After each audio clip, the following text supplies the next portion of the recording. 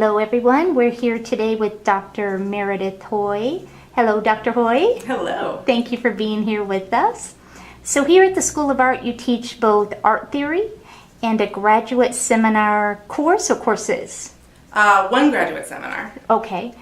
What can you tell us about art theory? And more specifically, how do we determine what art is? That's a good question, and I talk a lot about that in both of my courses, one of which is a course for undergrads on art criticism, and the other one is a course for graduate students on art theory.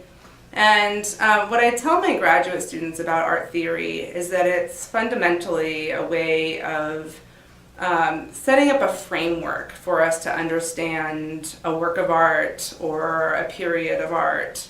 It starts with a claim or an argument about a group of works or a single work or a period, and then follows through that claim. As opposed to following a historical lineage, it's really about possibly creating unusual links between works of art or other kinds of more abstract ideas about the works of art. As far as determining what a work of art is, this is a controversial topic. For me, how I always define it to my students is a work of art is something that makes you see the world in a different way. So it shakes up your habitual patterns of seeing, of acting, of moving through the world, sort of stops you in your tracks and makes you think, I'm going to look at this a little bit differently for now. Mm-hmm. Wow, that's fascinating. That sounds fascinating and fun. It is fun. A little bit of both. It is fun. It's fun for me anyway. So for your students, if they're going to excel in your class, what do they need to do? Well, my best students are the ones that are just fully engaged with the work at hand. They're fully engaged with the texts, and they're careful readers. That's really important to me because I actually come from a background in rhetoric rather than art history, which is all about the art of argumentation and the theory of communication.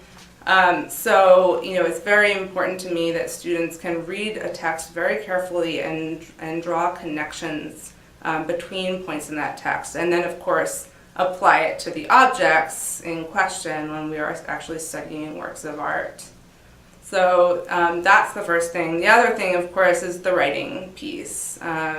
It's very important that students can write well, obviously with good grammar and everything, but that they can construct a coherent argument with a good thesis, and it's a good thesis and then an argument that follows through to a decent conclusion.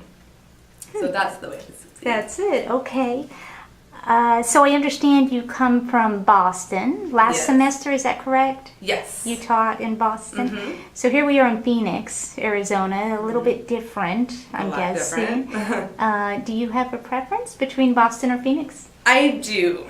I enjoyed my time in Boston. It's a beautiful city. It's by the water. I would go running every day by the water. It was lovely. But it never felt like home to me.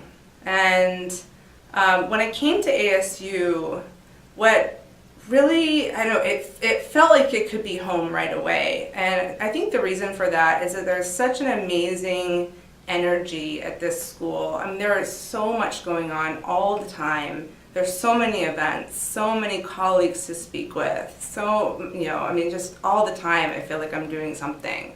And that keeps me going. It's hard to work in a vacuum. So when you're constantly exchanging ideas, I think it makes one a lot more productive. And I'm guessing the sunshine's not bad? Sunshine is so important. I never want to shovel snow again for the rest of my life unless I'm going skiing. That's it. Well, what do we like to say? That you don't shovel sunshine. Right. Right. Okay, this is my favorite question. Cats or dogs? That's an easy one for me. I have a puppy dog that I've had since he was about that big. He was 8 weeks old, and he's now almost 7. So he's my little baby, and I love him to death. And I've always been a dog person ever since I was a little kid. I would gravitate towards whatever dog was around and just play with it and roll around with it and love it. And so dogs. That's a no-brainer. Yeah, Okay. yeah. I like cats too, but I do, but dogs trump. Dogs trump. Okay. Well, I want to thank you for the time. It's been a great interview, and I really appreciate it. Well, thank you very much.